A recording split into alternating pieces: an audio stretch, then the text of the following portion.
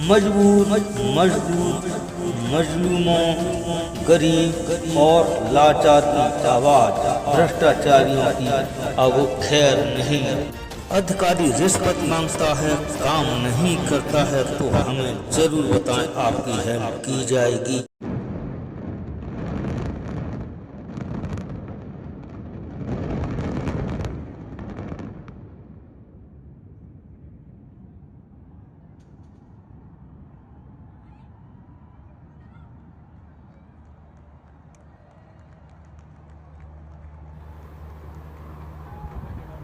Noida 8 second में जमींदोज हुआ नोएडा का ट्विन टावर। नोएडा 10 साल की लड़ाई के बाद की जीत का आनंद ही कुछ और। याचिकाकर्ता ट्विन टावर्स के विध्वंस पर RWA अध्यक्ष और याचिकाकर्ता BS तेवतिया ने कहा कि 10 साल की लड़ाई के बाद अगर जीत मिलती है तो उसका कितना आनंद आता है वो हर आदमी जानता है। हमने 2012 में हाई कोर्ट में याचिका दायर की थी। विध्वंस के दीर्घकालिक लाभ 3 महीने में दिखाई देंगे। ट्विन टावरों के नीचे लगाए गए टायर। ट्विन टावरों के नीचे टायर लगाए गए हैं ताकि वाइब्रेशन को कम किया जा सके। वहीं ऑपरेटर ने स्मॉग गन की तकनीकी जांच की, करीब 5 मिनट तक चलाकर के देखी भी। छिड़काव के लिए शोधित जल के टैंकर तैयार हैं। सुपरटेक का बयान आया। ट्विन टावर गिराए जाने से कुछ समय पहले सुपरटेक का बयान आया है।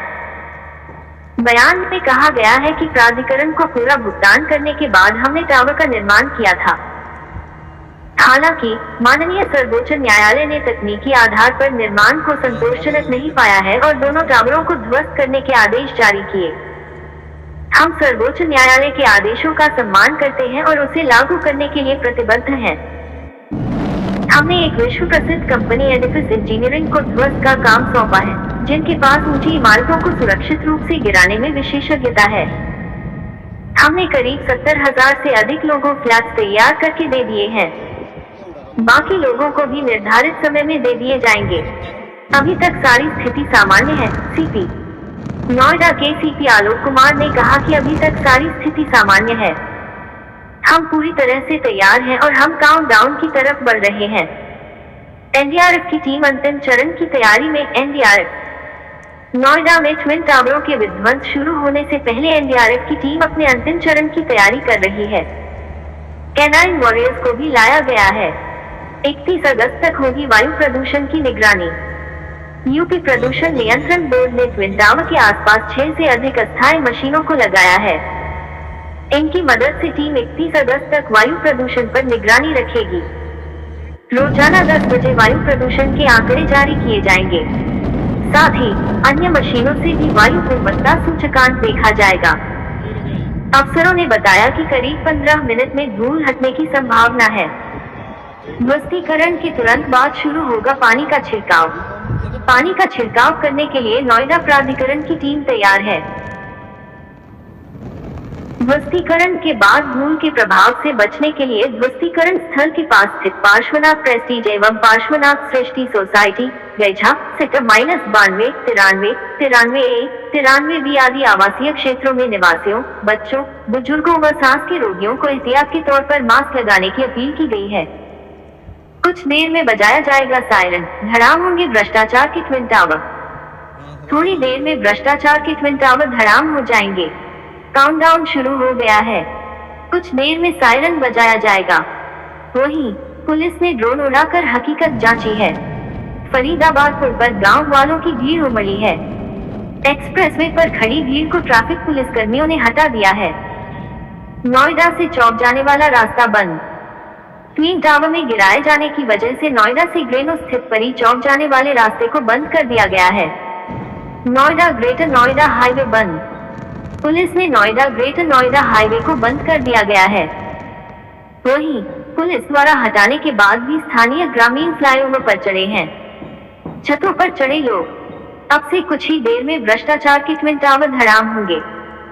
नोएडा ग्रेटर नोएडा हाईवे को बंद कर दिया गया है। वहीं आसपास के इलाकों में लोग छतों पर चढ़ गए हैं। नोएडा ग्रेटर नोएडा एक्सप्रेसवे पर ट्रैफिक पूरी तरह से रुका। नोएडा ग्रेटर नोएडा एक्सप्रेसवे पर ट्रैफिक पूरी तरह से रुक गया है।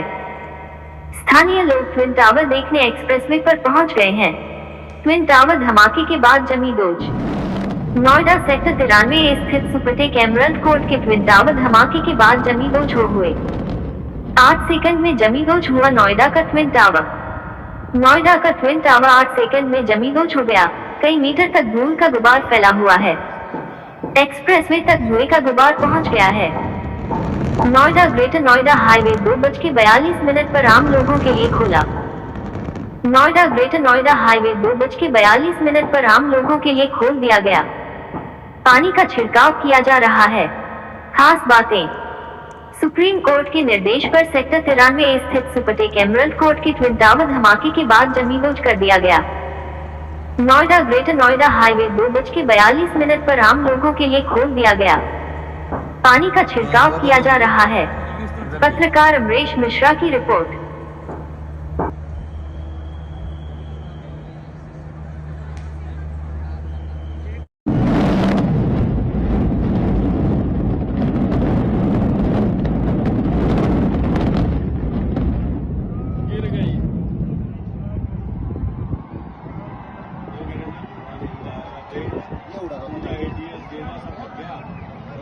एवढा